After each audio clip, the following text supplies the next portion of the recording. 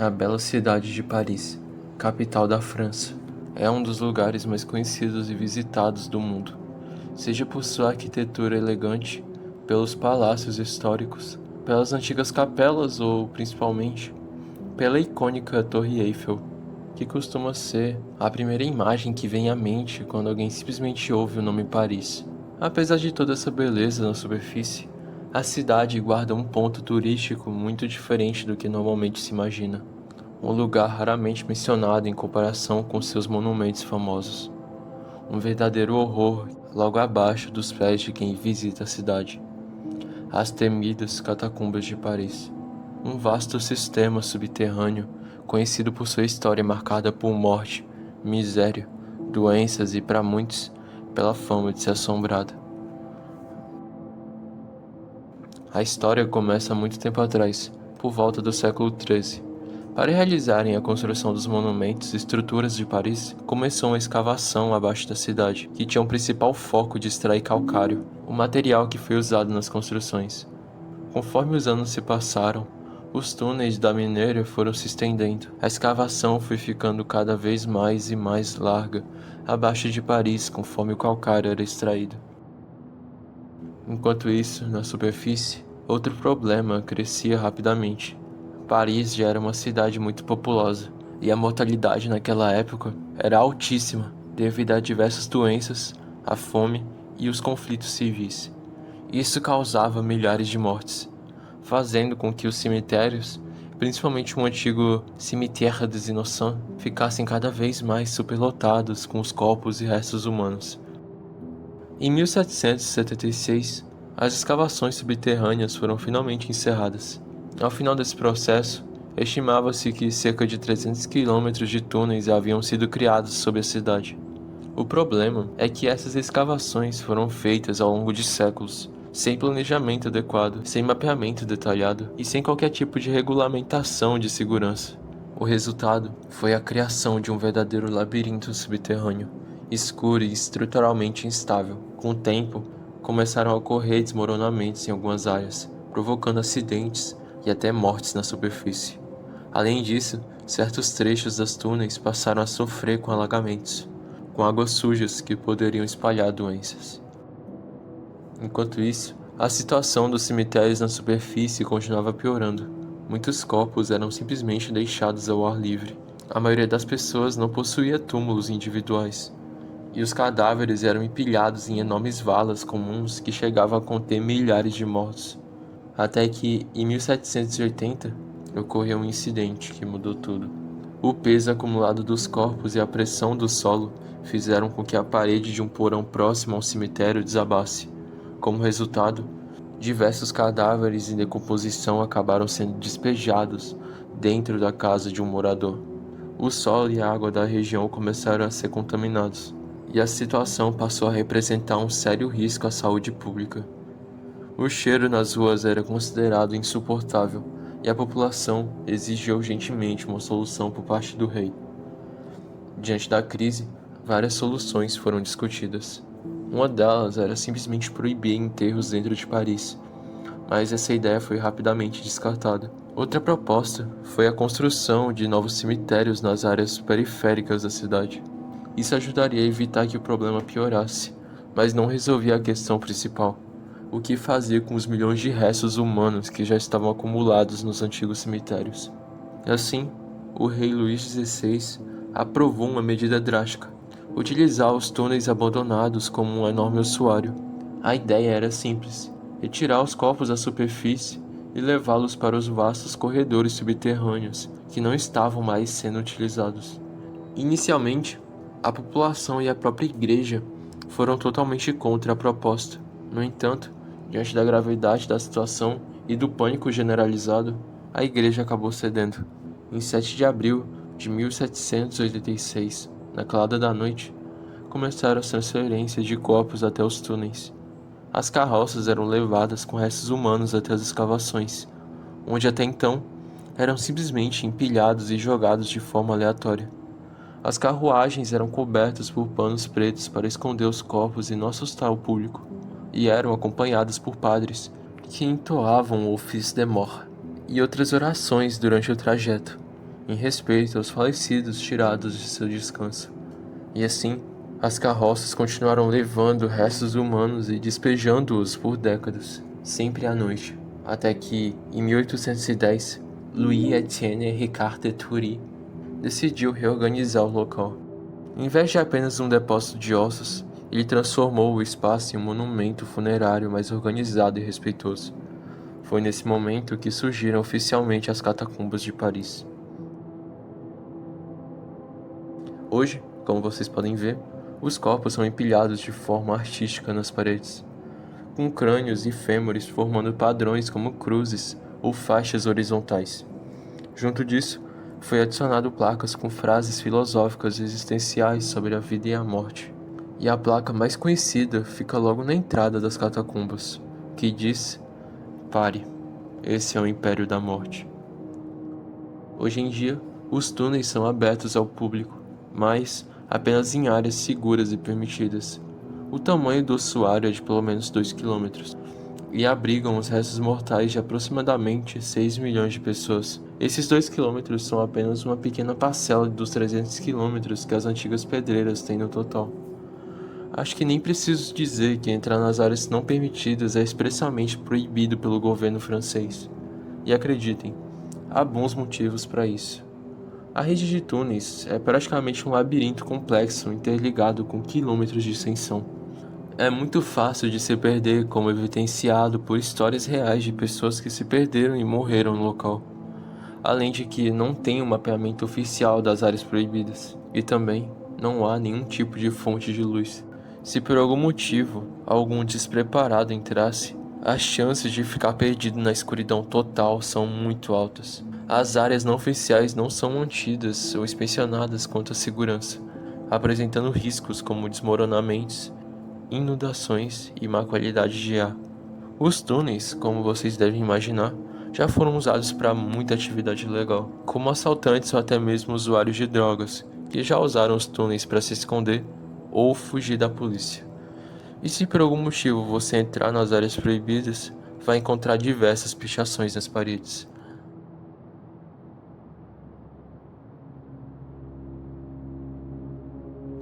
Falando em uma concepção sobrenatural, além de serem muito perigosos, os túneis são um lugar com uma atmosfera extremamente pesada, já que a história das escavações é envolta em morte, miséria e, principalmente, espíritos que foram tirados de seu descanso eterno nos cemitérios. Ou seja, as antigas pedreiras, falando com a visão espiritual, seriam um dos lugares mais assombrados de todo o mundo. E não é à toa que existem diversos relatos de pessoas que se aventuraram lá e ouviram sussurros distantes, viram vultos nas áreas mal iluminadas e se sentiram observadas lá embaixo.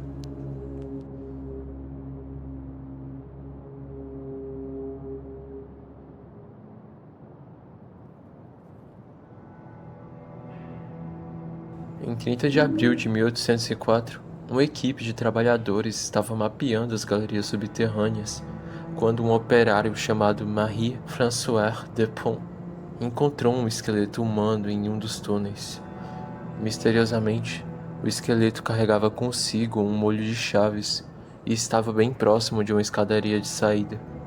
Para entender quem foi essa pessoa e o que aconteceu com ele, precisamos voltar alguns anos. Nascido em 1732, Philibert Asper trabalhava como porteiro e vigia do Hospital Militar Val-de-Grâce em 1793, durante o auge da Revolução Francesa. Ele era casado e levava uma vida relativamente comum para os padrões da época. Em um de seus turnos no hospital, Asper encontrou uma escadaria localizada no pátio do prédio. Ela não era exatamente secreta, mas seu acesso era restrito. Mesmo assim, Philibert decidiu descer sozinho, levando consigo apenas uma lanterna. Ao chegar lá embaixo, ele acabou encontrando uma passagem que levava aos túneis subterrâneos de Paris. Por algum motivo desconhecido, decidiu explorar aquele labirinto sozinho. Mas, como se pode imaginar, isso foi um erro fatal. Depois de descer aos túneis, Philibert nunca mais voltou. Na época, o desaparecimento não recebeu muita atenção. Paris estava mergulhada no período conhecido como o Reinado do Terror, durante a Revolução Francesa. Em meio a execuções, instabilidade política e violência constante, o desaparecimento de um porteiro de hospital não era prioridade das autoridades. Não houve grandes buscas ou investigações. Philibert simplesmente não voltou para casa. Somente 11 anos depois, em 1804, seu corpo foi finalmente encontrado nas galerias subterrâneas. As autoridades decidiram enterrá-lo exatamente no local onde seus restos mortais foram descobertos. Acredita-se que sua morte tenha sido lenta e desesperadora.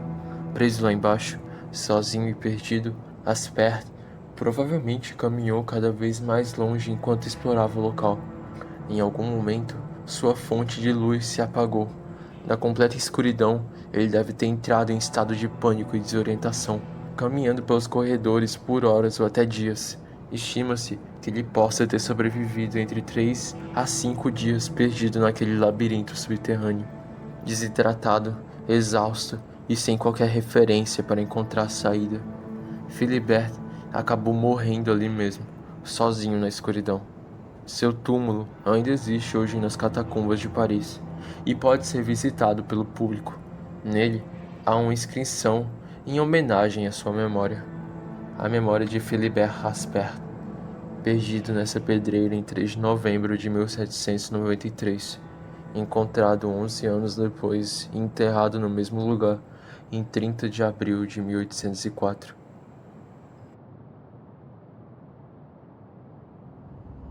Na década de 1990, exploradores ilegais das catacumbas, conhecidos como os cataphiles, encontraram uma câmera de vídeo abandonada no chão de um dos túneis. Dentro dela havia uma gravação. As imagens acabaram se tornando conhecidas internacionalmente e foram mencionadas até mesmo em um documentário da ABC, exibido nos anos 2000. Infelizmente, eu não pude encontrar a gravação original completa, mas encontrei uma versão do vídeo sem áudio, apenas acompanhado por uma música ambiente.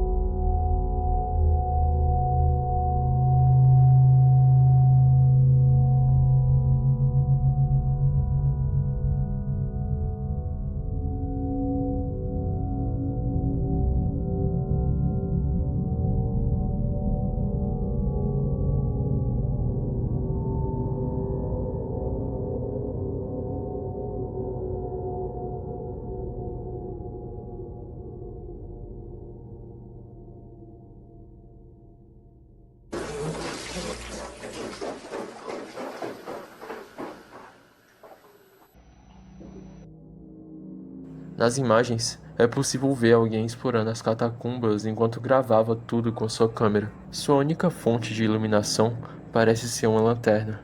No começo, a pessoa parece estar tranquila, caminhando lentamente pelos corredores e observando ossos espalhados pelo chão. Em determinado momento, a câmera registra até mesmo um desenho estranho em uma das paredes. Conforme o tempo passa e o explorador avança cada vez mais fundo no labirinto, algo muda. O comportamento dele começa a se tornar errático. De repente, as imagens mostram um homem correndo pelos túneis, como se estivesse fugindo de alguma coisa.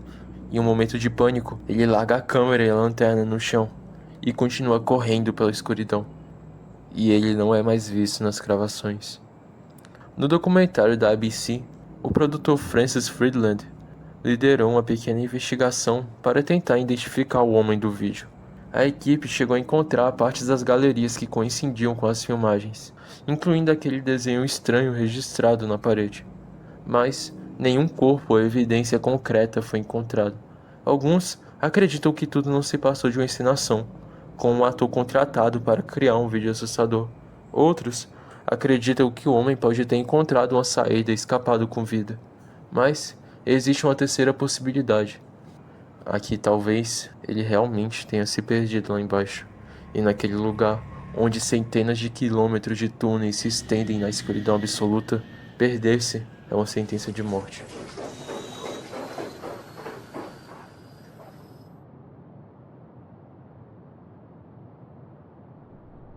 Em agosto de 2004, uma unidade especial da polícia francesa realizava um treinamento de rotina nos túneis sob o Palais de Chaillot. Enquanto avançavam pelos corredores subterrâneos, os policiais foram surpreendidos por latidos ferozes de cães ecoando pela escuridão. Apesar do susto, logo eles descobriram que os sons eram apenas gravações, provavelmente usadas como um sistema de segurança para assustar intrusos. Mais adiante, os oficiais encontraram uma placa que dizia "Canteiro de obras, acesso proibido". Ignorando o aviso, eles seguiram em frente. O que encontraram em seguida foi completamente inesperado. No meio das catacumbas, havia uma sala de cinema clandestina. O local tinha bancos, uma tela, um projetor e até mesmo uma coleção de filmes. Havia também eletricidade instalada profissionalmente, linhas telefônicas e até um pequeno bar com estoque de uísque e vinho. Diante da descoberta, a polícia decidiu recuar e 3 dias depois retornaram ao local, com investigadores e mais apoio. Mas, quando chegaram lá, tudo havia desaparecido. A tela, o bar, os equipamentos, tudo tinha sido retirado. Era como se o cinema nunca tivesse existido. No chão, porém, alguém havia deixado uma mensagem para a polícia. Uma carta, com uma frase escrita em francês, e nela estava escrito: "Não tentem nos encontrar".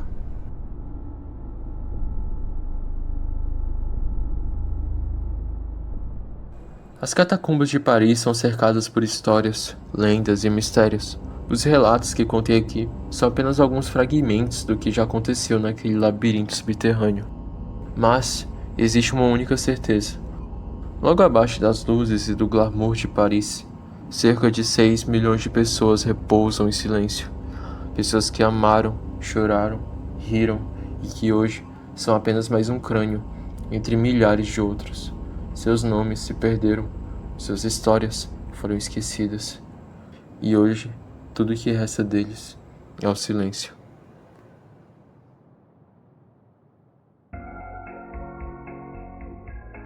E é isso, pessoal. Espero que vocês tenham gostado do vídeo. Se gostou, considere deixar um like e se inscrever aqui no canal. E se quiser, pode deixar suas sugestões, críticas ou opiniões nos comentários. E é isso. Eu sou o Kininaro e até a próxima.